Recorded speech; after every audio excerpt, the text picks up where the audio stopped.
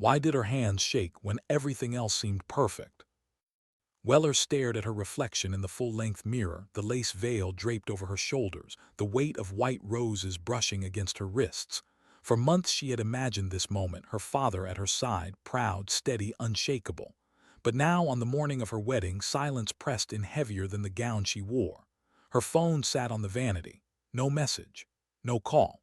Not even the short, reliable text she had always counted on. "I'll be there, kiddo." Outside the bridal suite, guests whispered. Laughter spilled in short bursts from the chapel hall. Bridesmaids moved like shadows across the doorway, careful not to let her see their nervous expressions. It was supposed to be the happiest day of her life. Instead, it felt like waiting for a verdict she already knew. What no one else in that room knew, what only understood, was that her father never broke promises lightly. When he said he'd walk her down the aisle, he had meant it with a seriousness that bordered on sacred.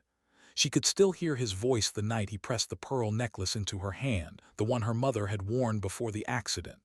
"This day will come, Em, and I'll be there. Uniform pressed, boots shined. Your mother's flowers in my hand." But Thomas Weller had never belonged entirely to her. Not really. He belonged to the call no one else could answer. At 3 in the morning, as the world still slept, his radio had crackled alive with urgency. A tunnel collapse at Fort. Civilians trapped underground. The kind of emergency where minutes measured the distance between life and death. And Thomas, the man who had pulled soldiers from burning wreckage, who had carried broken bodies across miles of hostile ground, was the one name whispered across the chain of command.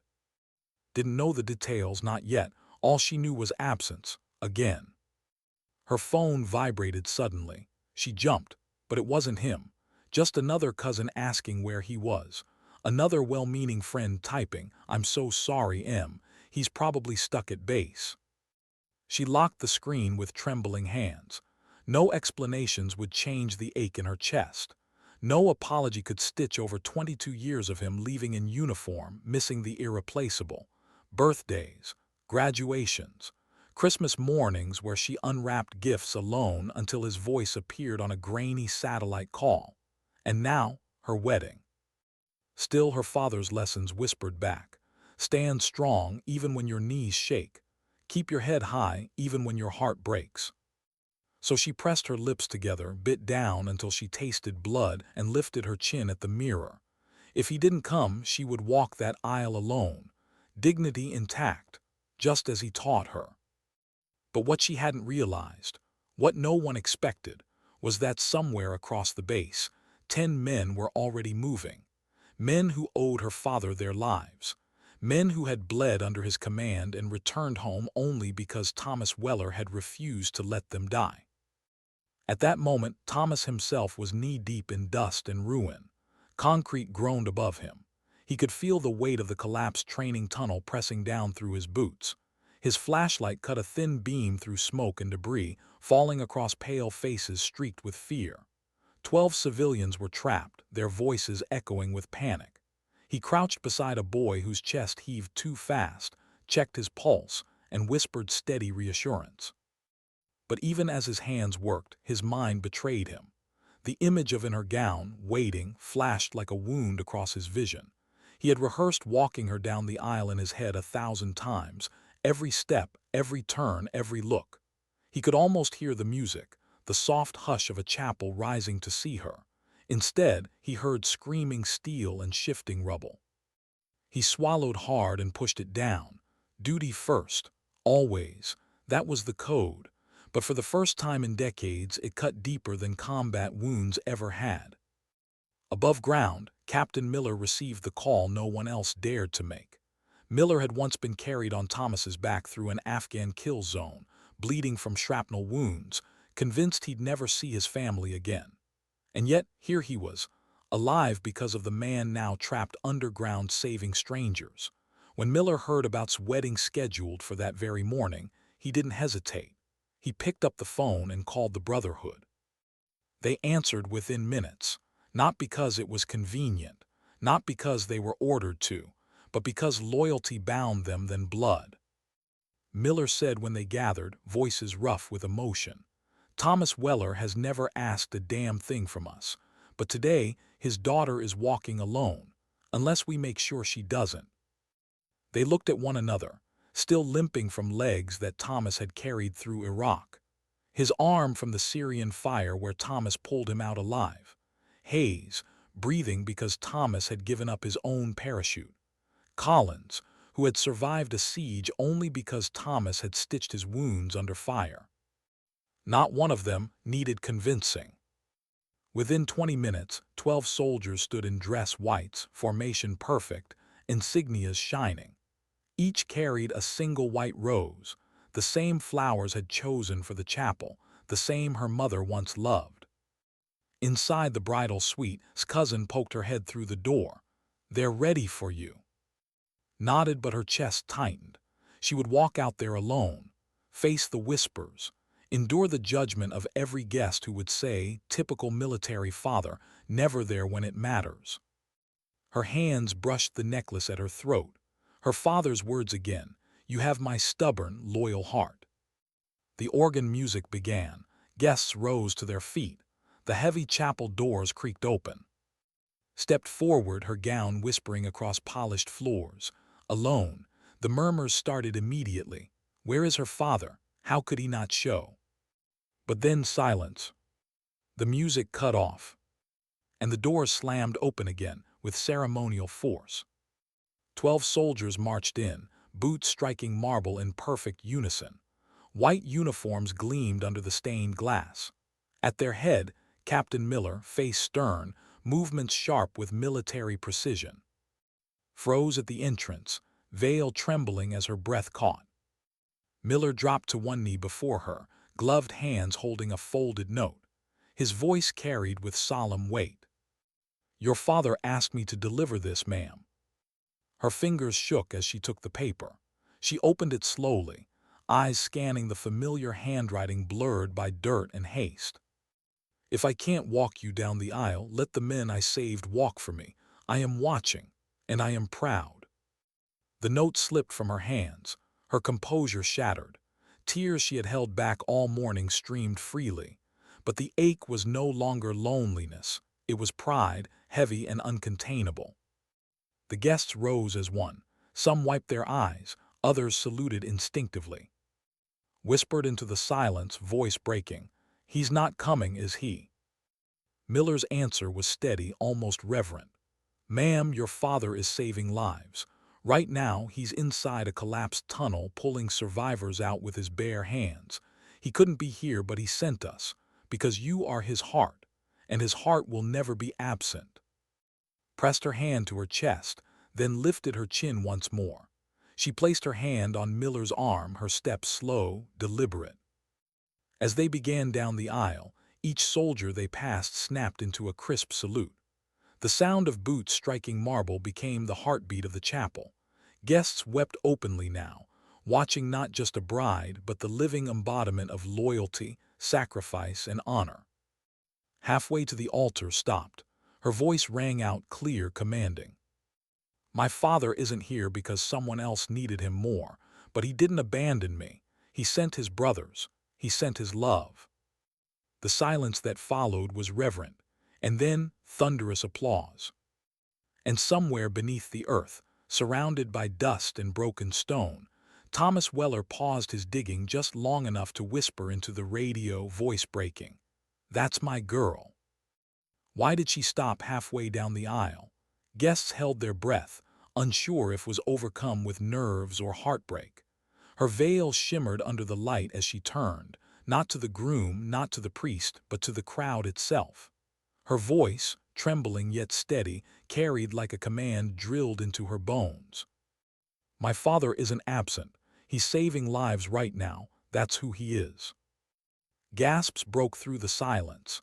People shifted uncomfortably, reminded of the man they had gossiped about for years.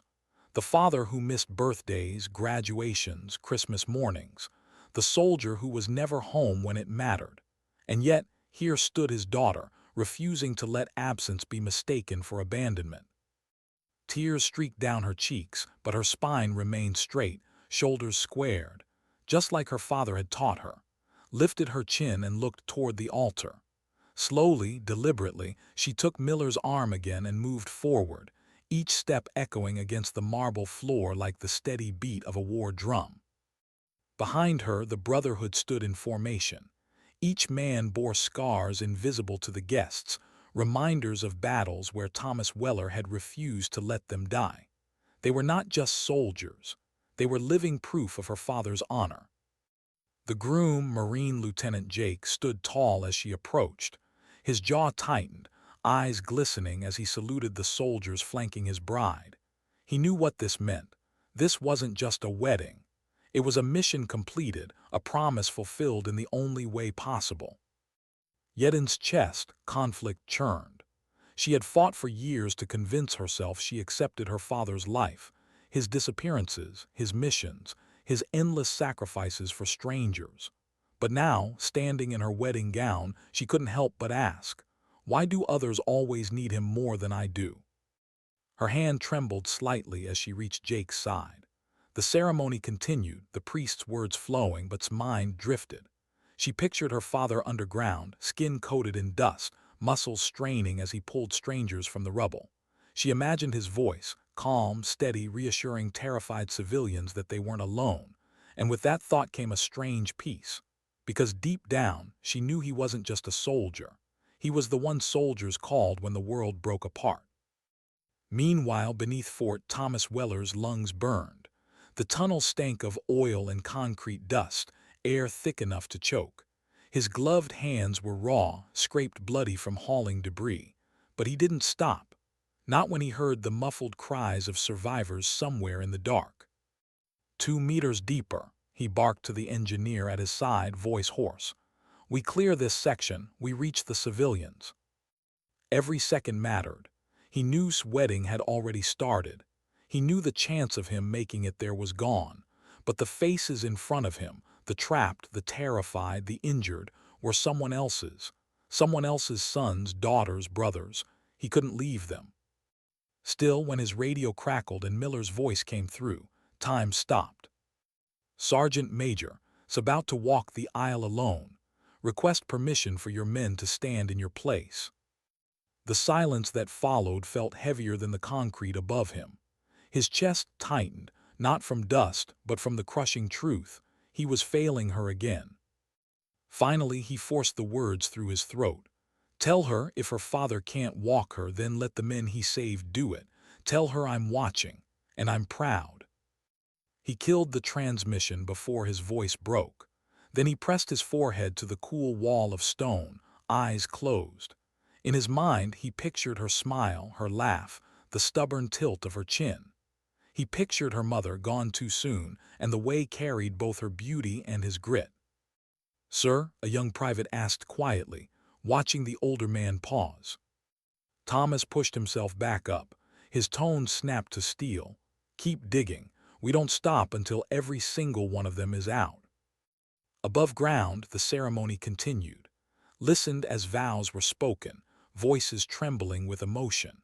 Yet part of her heart remained underground, buried with her father in the rubble. She had grown up learning that love wasn't always gentle. Sometimes it was brutal, demanding, a constant choice to believe in someone who was rarely there but never truly gone. When the priest finally said, "You may kiss the bride," closed her eyes. Jake's hand was warm, steady, grounding. She kissed him with everything she had, grief, pride, and an aching love for both the man at her side and the one beneath the earth. Applause thundered. The congregation rose, and just as turned to face her guests as a married woman, her phone buzzed. A video call request. Her breath caught when she saw the name. Dad. Hands shaking, she accepted. The chapel's big screen, originally meant for of childhood photos, flickered to life. Gasps filled the room as Thomas Weller's face appeared, caked in dust, streaked with sweat, exhaustion carved into every line. But he was smiling. I watched every moment, sweetheart, he rasped, voice hoarse but steady. You were beautiful, strong, just like your mother, and you didn't walk alone. Pressed a hand to her mouth as sobs racked her chest. Around her, soldiers stood at attention, Guests wept openly, and Jake held her hand. "You didn't miss it, Dad," she whispered, voice breaking. "You were here in all of them, in every step I took." For a moment, the world felt whole again. But as quickly as it came, the connection wavered. The sound of groaning concrete filled the feed. Someone shouted in the background. Thomas turned his head sharply, barking orders. The screen went black. Froze, the chapel fell into stunned silence. Somewhere underground, her father's mission wasn't over. And for the first time in her life, she realized she might lose him, not to absence but forever. Why couldn't she enjoy even a single moment without fear? Sat at the head table of her own reception, laughter and music swirling around her like a storm she couldn't hear.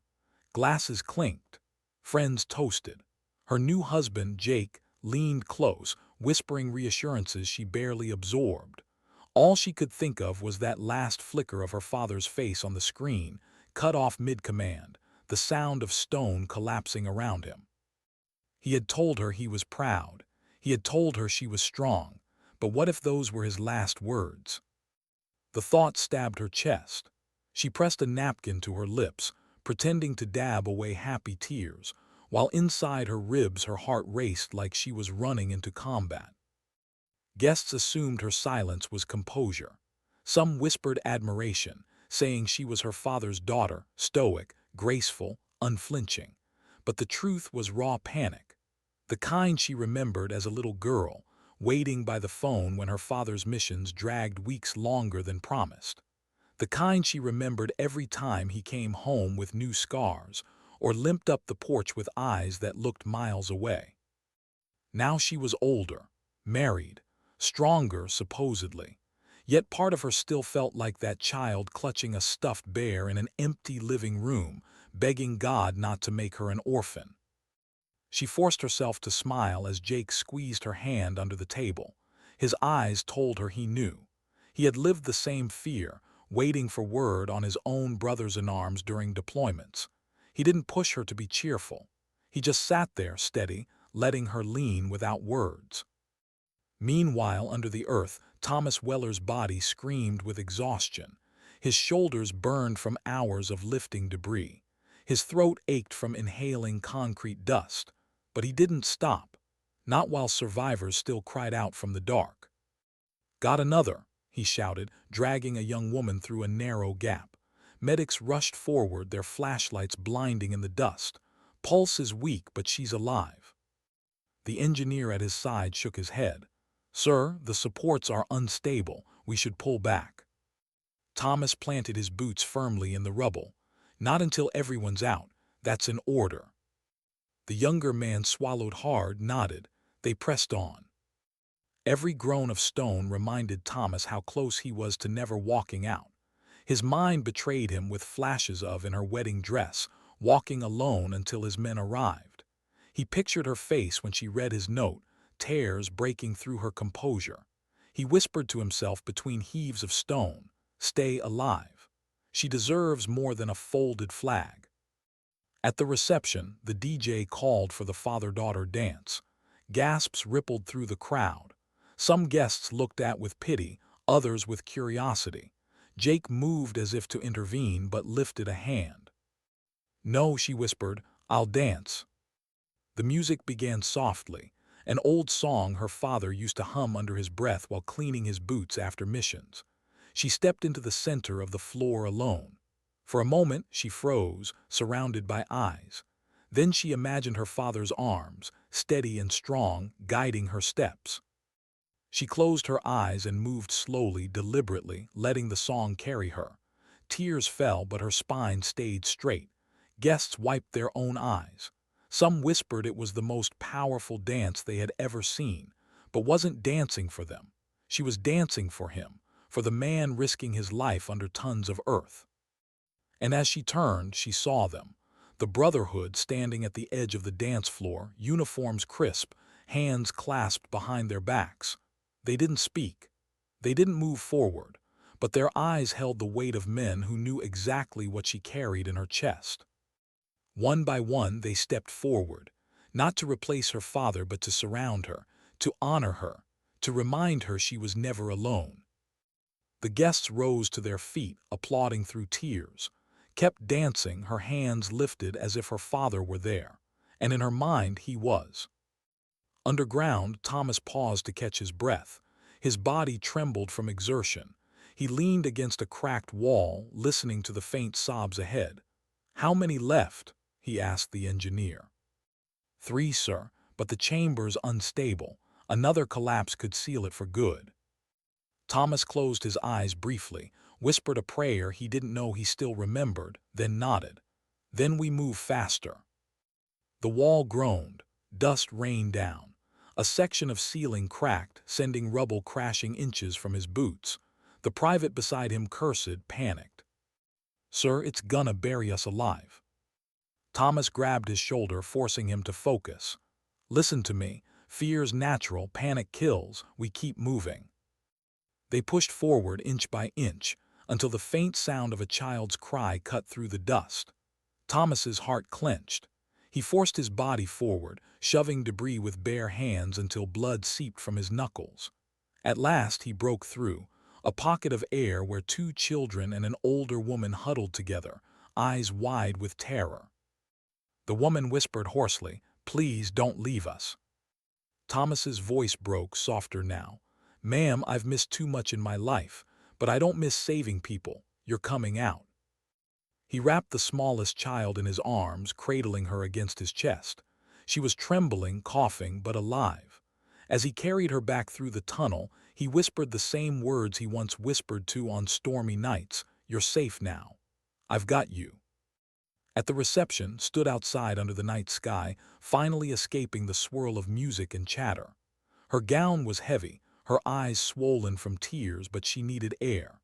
Jake followed, slipping an arm around her shoulders. "He'll be okay," he said softly. She shook her head. "You don't know that." "I don't," Jake admitted. "But I know this, your father doesn't quit. He's not built for giving up. Not on missions, not on people, not on you." Leaned into him, silent. She wanted to believe. She needed to believe. But deep down, she knew soldiers didn't always come home. And the image of that last frozen video call haunted her, the sound of collapse, his face disappearing into static. Somewhere underground, Thomas emerged into the open air, carrying the child in his arms. Medics swarmed, rushing the survivors to safety. Applause broke out from exhausted soldiers and engineers.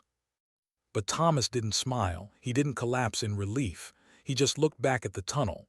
2 more, he rasped. And without hesitation, he turned and disappeared into the darkness again. Why did the music suddenly sound hollow? Sat at the reception table, her new husband's hand warm over hers, but her mind was 1,000 miles away, or rather, 100 feet beneath the ground. Every cheer, every toast, every laugh felt like a reminder that her father was absent, clawing through darkness while she tried to smile in the light.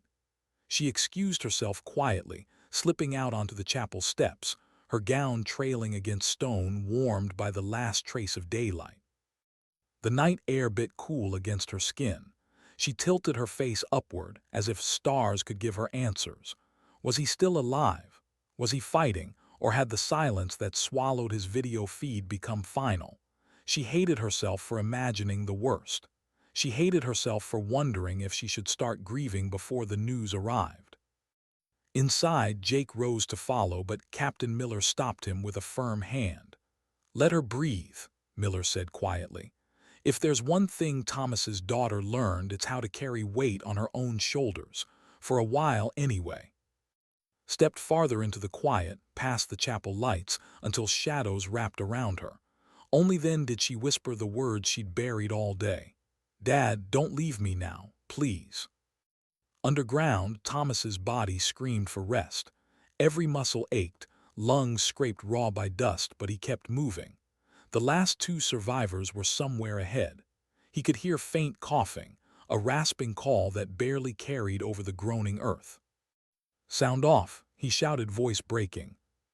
A weak reply came, "Here, 2 of us." The chamber they were trapped in was barely holding. Cracks spread like veins through the ceiling. The engineer beside him muttered prayers under his breath. Thomas pressed a hand to the wall, feeling vibrations. Another collapse was close. Minutes, maybe less. He forced his voice calm. "We're coming to you. Stay awake. Keep talking." The survivors murmured weakly, voices fatting. "Sir, it's not safe," the engineer whispered. "If we go in." "If we don't," Thomas cut him off, "they die. And I didn't crawl through hell for 18 hours to leave anyone behind." His hands shook as he lifted chunks of stone, shoving them aside, carving a path. His gloves tore.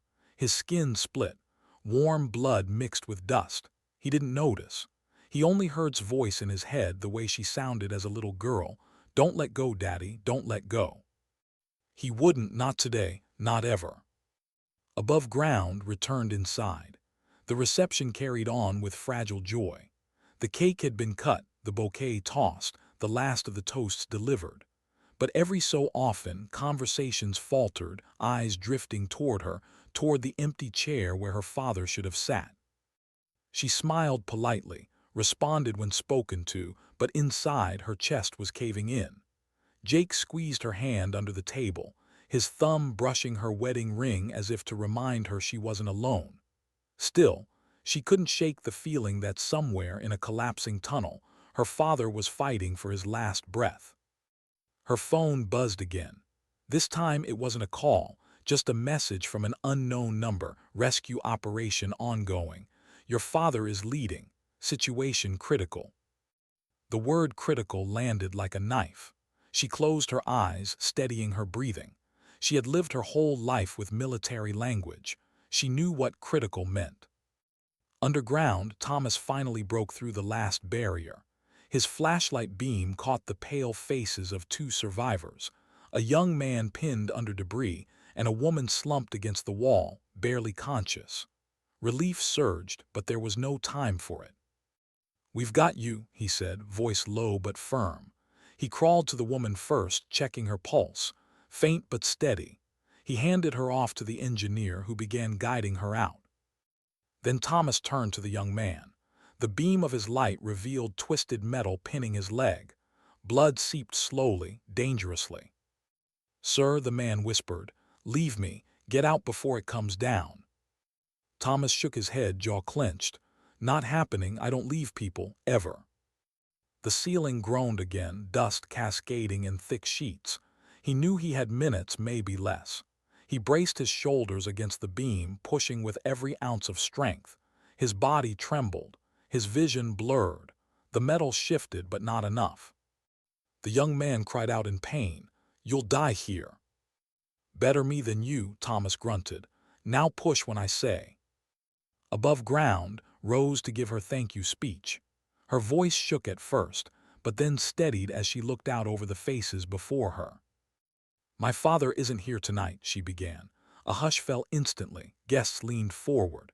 "He's somewhere else doing what he always does, choosing other people's lives over his own comfort, over even me."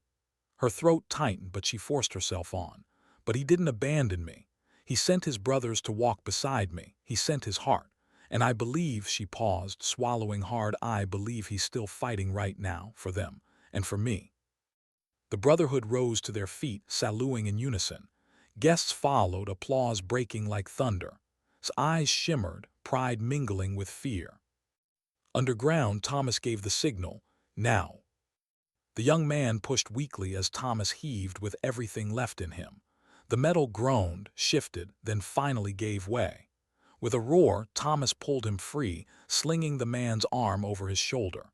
Pain seared through his back, his knees nearly buckled, but he forced one foot in front of the other. The tunnel screamed as another collapse thundered behind them. Dust blinded him. The ground shook. But he kept moving, dragging the man through the narrowing passage. At last, a shaft of light pierced the darkness. The exit. Medics surged forward, pulling the survivor onto a stretcher. Thomas staggered, falling to his knees. The world tilted. His vision narrowed to a tunnel of black. "Sir," the engineer shouted, catching him before he hit the ground. But Thomas waved him off weakly, voice little more than a rasp. "Check, all accounted." The medic shouted back, 12 civilians, everyone alive. Relief washed over him like water through fire. His body finally gave out. He collapsed, eyes closing, chest heaving as if each breath were his last. Back at the reception's phone buzzed again. This time, a single message lit the screen. All survivors rescued. Your father unconscious but alive. Her breath caught. A sob burst free.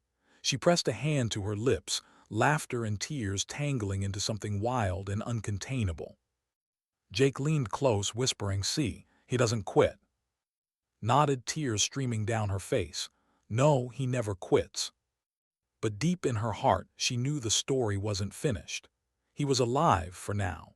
But men who gave everything didn't always have much left for themselves. And one day, she might face the truth she feared most. That honor sometimes demanded the ultimate price. Why did survival sometimes feel heavier than death? Thomas Weller opened his eyes to a white ceiling. The sharp scent of antiseptic filled his lungs. For a moment, he thought he was back overseas, in one of the temporary field hospitals where pain and groans echoed endlessly. Then he saw the fluorescent lights, the sterile tiles, and the rows of American flags taped above each bed. He was still on home soil. Barely. His body refused to move. Every muscle screamed rebellion. His hands were wrapped in gauze, his chest bandaged tight. He tried to sit up, but a medic pressed him back with firm hands. "Easy, Sergeant Major," she said gently. "You pulled 12 people out of that collapse. You did enough." "Are they alive?" His voice was raw, broken. "All 12, she confirmed, "because of you." Relief washed over him, heavy but hollow. He had done what he always did, save strangers. But the image of in her wedding dress, walking without him, cut deeper than any broken rib. He wanted to believe his men had filled the gap, but a gnawing guilt tore at him. She needed me. I wasn't there. At that exact hour, sat on her bed in the honeymoon suite, gown draped across the chair, veil tossed aside. Jake sat nearby, silent, respecting the storm in her eyes. The reception was over, the guests gone, the hall quiet. But inside her chest, noise raged. Her phone buzzed with updates. Your father stable but exhausted. Your father conscious but weak. Every message fed the fire in her. Pride, yes, but also anger. She whispered to the empty room, words too sharp to voice aloud in front of anyone else. "Why is it always them, Dad? Why do strangers always come first?" Jake finally spoke. "Because that's who he is, Em. He can't not answer when someone's dying, you know that." She turned on him, eyes flashing. "And what about me? What about all the times I needed him? Why am I always the one left behind?" Her husband didn't flinch. He'd faced worse in combat. He just met her eyes and said softly, "Because you're strong enough to survive it. The people he saves are." She stared at him, words caught in her throat. A tear slipped down her cheek before she could stop it.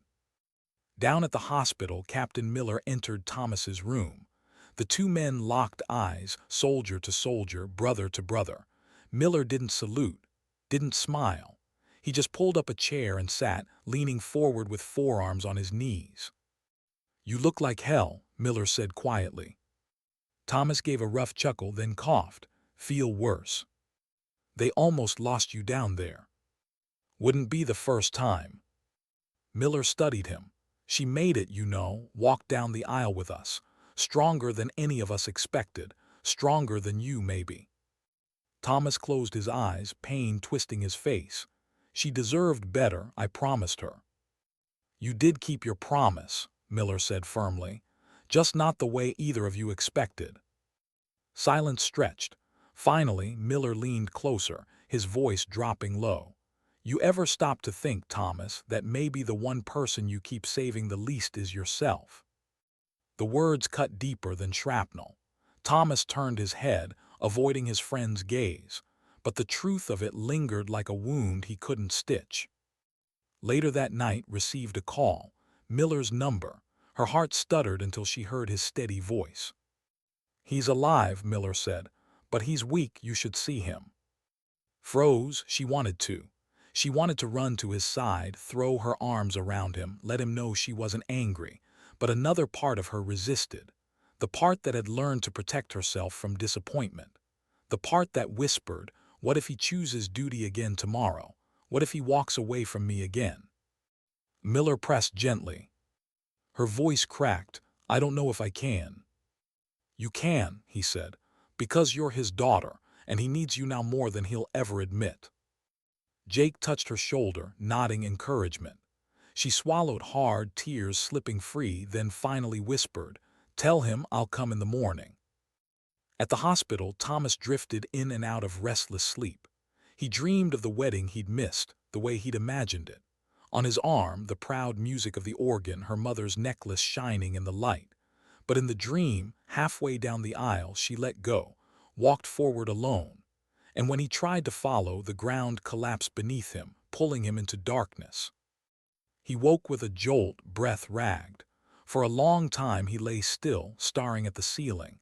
He didn't know if his daughter would forgive him this time. Maybe she shouldn't. Morning came. Sunlight filtered through the blinds. The Brotherhood filtered into the room one by one, uniforms crisp, eyes steady. They saluted, then stood around his bed in silence. "What is this?" Thomas rasped. "Your daughter," Miller said quietly. "She's on her way, but she deserves to hear something from us first. She deserves to understand who her father really is." One by one, the men stepped forward. Spoke first, voice thick with emotion. "He carried me 4 miles on broken legs, sir. 4 miles. I would have bled out in the dirt if not for him." Followed, lifting his hand. "He dragged me out of a burning vehicle in Syria, flames everywhere. He went back in 3 times for me, for the others, no hesitation." Hayes's voice cracked. "My chute failed over Somalia, both of them. He gave me his, jumped after me with nothing, and somehow we both lived." Collins swallowed hard, eyes wet. 72 hours under siege. He cut shrapnel out of my leg with a combat knife and kept me alive. When everyone else said I was done, he refused to leave me." The room was silent except for the sound of Thomas's ragged breathing. He turned his head away, ashamed of the tears burning his eyes. Miller spoke last, his voice steady but thick. "Your father isn't just a soldier, he's the reason we're here. Every one of us should be dead. And yet we're alive because he never chose comfort. He chose sacrifice. Again and again. He missed moments because he was out there making sure our families didn't have to bury us. That's who he is. That's who he'll always be." The door opened softly, stepped inside. Her gown was gone, replaced by simple clothes, her hair pulled back, her eyes red-rimmed from tears she hadn't let anyone see. She froze when she saw him, bandaged, pale, broken but breathing. For a long moment, neither moved. The Brotherhood melted quietly out of the room, leaving them alone. Finally crossed to his bedside. She stood there looking down at him, her hands shaking. Thomas tried to speak, but his throat closed, his lips trembled. I'm sorry." His breath hitched. She sat carefully on the edge of the bed, took his gauzed hand in hers and pressed it to her chest. "Don't be," she whispered. "You were there, not the way I dreamed, not the way I wanted, but you were there, and you always are." Tears finally spilled from Thomas's eyes. He closed them, gripping her hand weakly. And for the first time in years, let herself rest against him. Not the soldier, not the rescuer, but the father who had never stopped loving her, even when duty tore him away. Why did silence between them feel heavier than words? Sat in the stiff hospital chair, chin resting against her hand, eyes fixed on her father's sleeping form. Machines hummed softly, monitoring the rhythm of his breath. Sunlight angled through blinds, stripping his face with pale gold and shadow.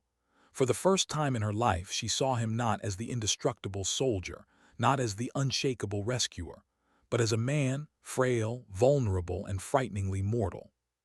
He stirred in his sleep, a low groan escaping his lips. His bandaged hand twitched as if gripping something invisible. She leaned forward instinctively. "Dad, it's okay. You're safe." His eyes fluttered open, unfocused at first. Then they found her. A faint smile pulled across his cracked lips. You stayed. She swallowed hard, emotions clashing inside her. Pride, anger, relief, fear. Of course I stayed. You should be with Jake. Honeymoon, new life. I'll have forever with him, she whispered. I almost lost you last night. I wasn't leaving. His smile faltered. He turned his gaze toward the window as if the sunlight hurt. You almost did lose me, and one day you will. Her chest clenched. Don't say that. It's truth, he rasped. Men like me, we don't die in bed. We die in dust and smoke, dragging someone else to safety. That's who I am. Her voice sharpened, anger pushing past fear. And what about me? What about being my dad? Don't I get to keep you too? His jaw tightened. He didn't answer, not right away. And in that silence felt the weight of every missed birthday, every empty chair, every unspoken apology. Finally, his voice broke. I don't know how to be anything else, Em. If I stop saving them, I don't know who I am. Tears pricked her eyes, but she blinked them back. She wanted to scream. She wanted to forgive him. She wanted to hold him and never let go. Instead, she sat in the quiet, gripping his bandaged hand, listening to the faint beep of the monitor that reminded her he was still here. For now. Later that afternoon, Captain Miller entered the room. His uniform was immaculate, his expression neutral, but his eyes gave him away. They were calculating, not cold but resolute. Sergeant Major, Miller said softly, command wants an update on your status. His head snapped up. Status? He almost died yesterday. He's not going anywhere. Miller held her gaze, steady but respectful. I know, but you also know how it works. If there's another crisis, another collapse, another life on the line, he'll be the first name they call. His breath came sharp, chest tightening with fury. Then maybe they shouldn't call him. Maybe they should let him rest. He's given enough. Miller's eyes flicked to Thomas. It's not about what's fair. It's about what's needed. And Thomas Weller has never been able to ignore a need. Thomas exhaled slowly, eyes still closed. He's right, Em. Her nails dug into her palms. No, he's not. For once, let someone else carry the weight. You don't owe the world every last piece of yourself. Thomas finally opened his eyes, turning to her with weary tenderness. But I do owe them, because every time I saved someone, I thought of you. Every life I pulled out was another daughter who wouldn't lose her father, another who wouldn't cry herself to sleep. Her anger cracked, spilling into tears. She pressed her forehead to his arm, sobbing. But I did cry myself to sleep, over and over, because you were never there. His hand moved weakly to her hair, fingers brushing through with a gentleness she barely remembered. I know, and I'll regret that until my last breath. They stayed like that, locked in a storm of love and grief, until Miller quietly slipped out, leaving them to the truth no order or mission could fix. That night refused to leave the hospital. Jake brought her coffee, blankets, quiet companionship. At midnight, as the world outside slept, she whispered to her father's sleeping form, I don't care if you never save another soul. I just want you to stay alive long enough to walk me into the rest of my life. Thomas stirred, half awake, his words slurred with exhaustion. I'll try, kiddo, I swear I'll try. In the morning, the doctors ran tests, checked vitals, discussed recovery time. The prognosis was careful, weeks of rest, maybe months before he'd regain full strength. But when caught Miller's expression in the hall, she saw the truth.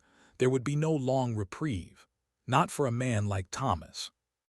Back in the room, Thomas looked out the window, watching soldiers march across the distant parade ground. His eyes glistened. See them, Em. Young, strong, ready, but still not enough. When things go wrong, when everything collapses, they'll call me.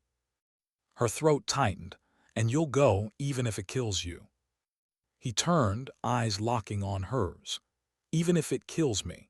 Because what kind of father would I be if I let someone else's daughter lose her dad, knowing I could stop it? She stared at him, torn between fury and awe. That was her father. The man who had given himself to everyone else so completely there was almost nothing left for her.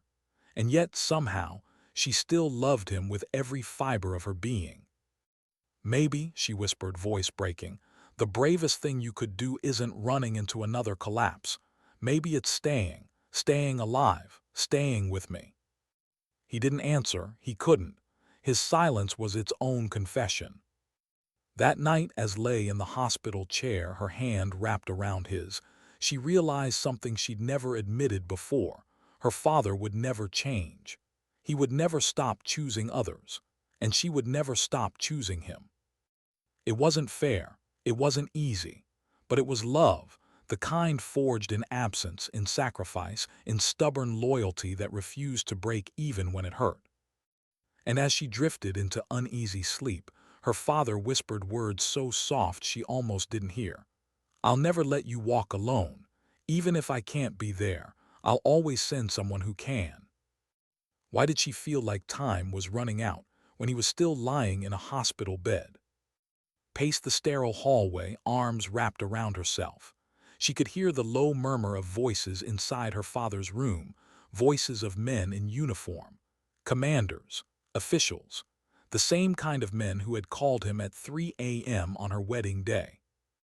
When the door opened, Captain Miller stepped out, closing it softly behind him. His face was stone, but his eyes betrayed conflict. "What did they say?" asked, her voice tight. Miller hesitated. "There's a briefing tomorrow. They want his assessment, and if he can walk, they want him back in the field within the month." Her stomach dropped. "He nearly died 2 days ago. He can't even stand without help." "I know," Miller said quietly, "but they don't see it that way. They see results. 12 civilians alive. No one else could done what he did." His hands shook. "So because he's too good at saving people, they'll work him until he kills himself." Miller didn't answer. He didn't have to. Stormed into the room.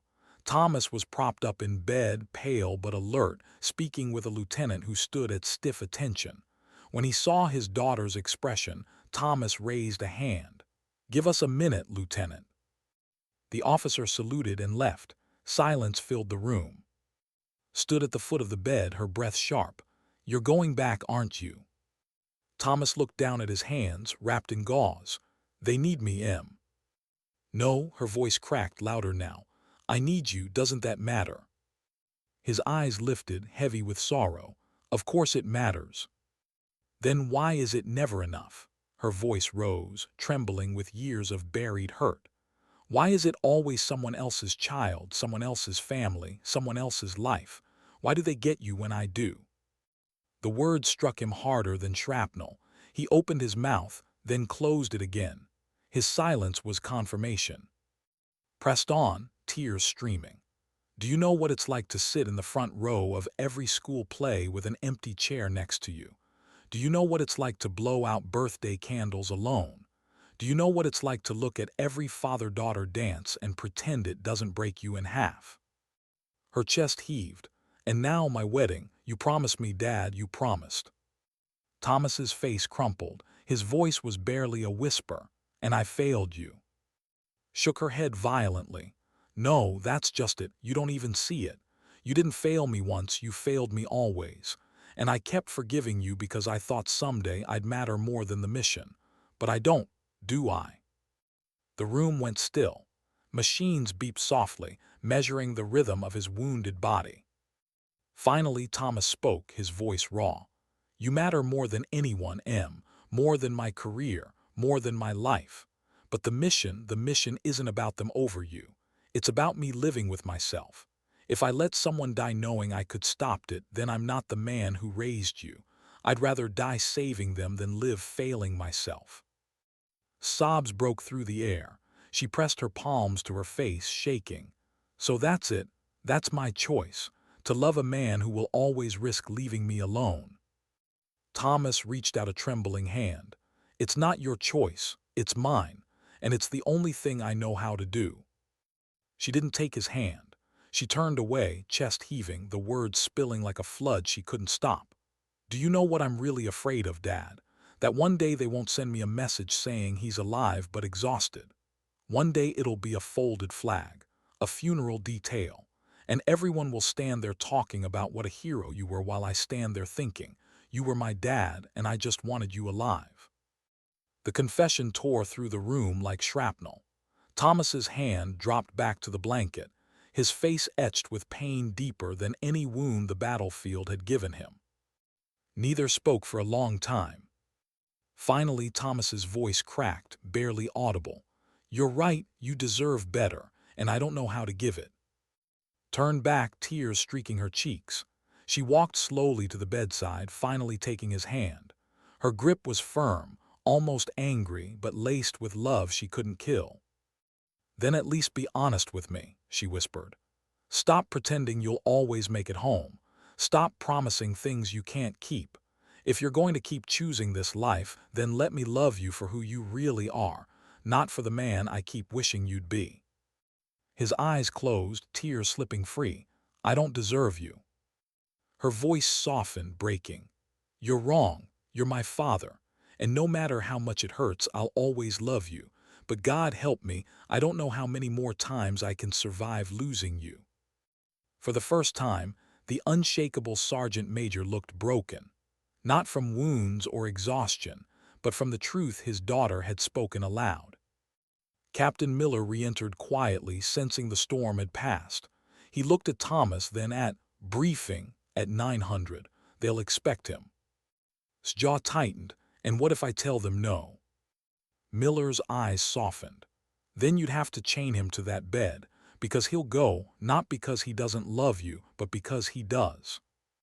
She looked at her father, frail yet unyielding, and realized Miller was right. Nothing could stop him but death itself. And for the first time, she understood the full weight of what it meant to be Thomas Weller's daughter. Loving him meant learning to live with constant fear. Loving him meant standing tall even when her heart broke. It wasn't fair, it wasn't easy, but it was the truth. Why do the hardest goodbyes happen without words? The briefing room was quiet except for the hum of fluorescent lights and the shuffle of papers. Thomas Weller sat stiffly in a chair, his uniform pressed but his body still bearing the weight of bandages beneath. Every step into the room had been agony, but his face betrayed none of it. At his side sat, not in uniform, not as a soldier, but as his daughter, spine straight, eyes unflinching. She refused to let him face the generals alone. The men at the table cleared their throats, spoke in clipped tones. "Sergeant Major, your record speaks for itself. No one else has your expertise in collapse rescues. The President himself received reports of Ford. They want you cleared for active duty as soon as possible." Nails dug into her palms under the table. She glanced at her father, waiting for him to protest, to ask for rest, to put her first for once. But he didn't. He nodded once, the same way he always had when receiving orders. Understood. Something inside her cracked. She opened her mouth, ready to shout, ready to fight, but Thomas placed a steady hand on hers. His eyes, tired but resolute, told her everything. "Don't. Let me carry this." Afterward in the hallway, couldn't hold back. "How can you just agree? You can barely stand. You almost died, and you're just going back." Thomas leaned against the wall, his breath shallow, every inch of him trembling with fatigue.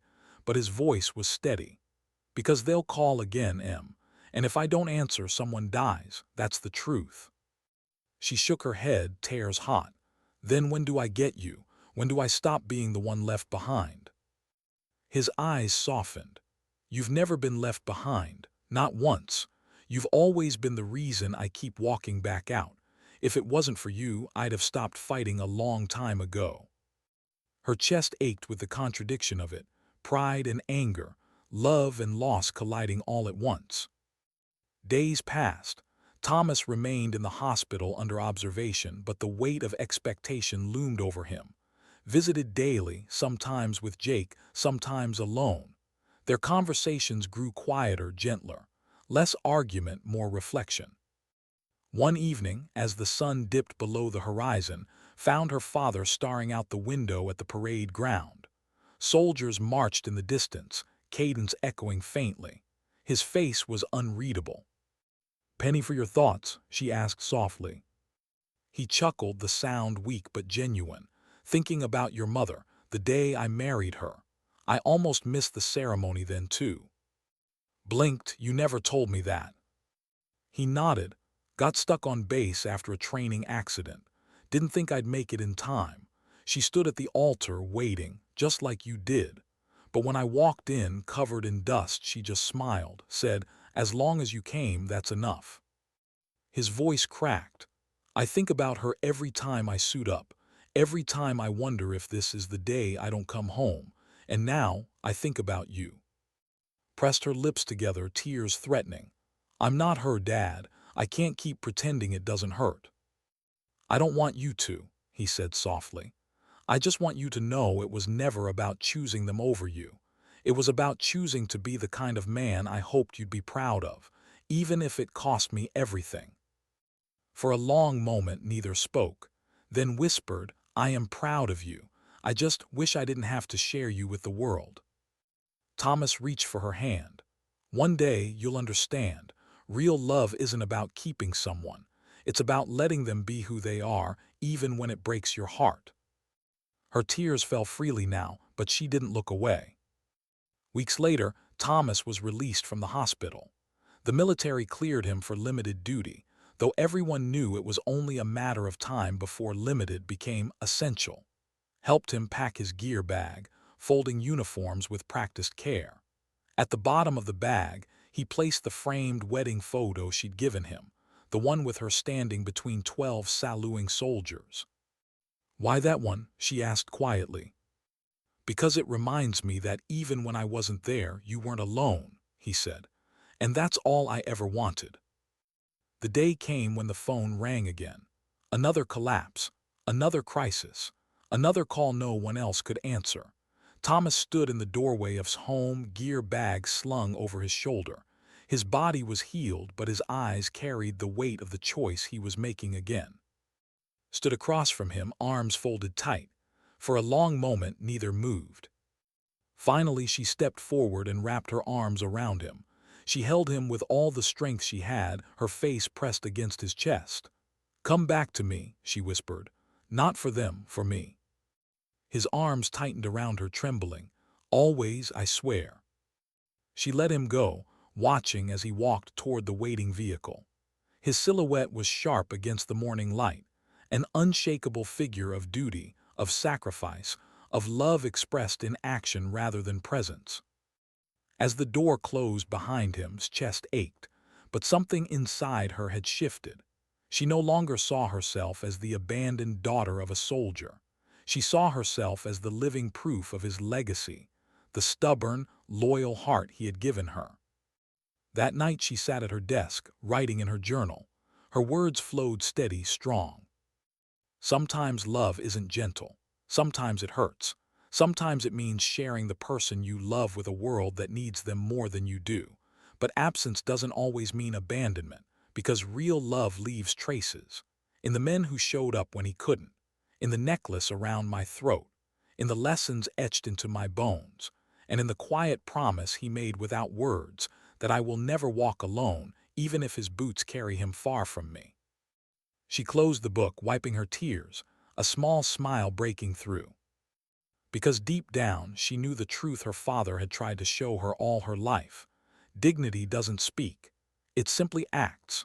And love, real love, sometimes means letting go, not to lose someone, but to let them be exactly who they were born to be.